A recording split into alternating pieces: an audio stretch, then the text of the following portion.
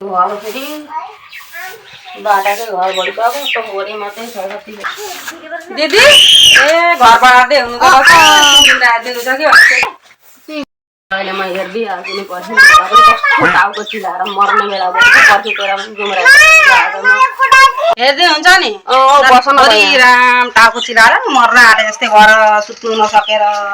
घरको पालेर बस्दाखेरि त्यस्तो अब हेर्ने मान्छे छैन कसो चाहिँ गर्नु त तपाईँले यसो कहिले कहिले हेरिरहेको हुन्छ तिमीले त बहुत मेरो हेरेकी छौ नि त अस्ति हेर्दैकी थिएँ त हो कति साह्रो नापिनु भएको छि पर्खे सारा तेरा जुम्रा त म मजाले हेरिहाल्छु नि त अबि कत्रो ढाड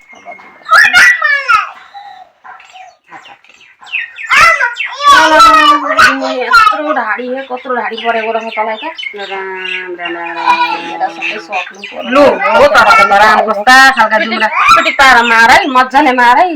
राम छि कस्तो हो कस्तो राम राम राम राम राम थोरै होइन यो अर्को हातबाट पनि राम राम कति परेका रहेछन् नि त तेरा त जुम जस्तै छ त मेरो त होइन जस्तै लाग्यो त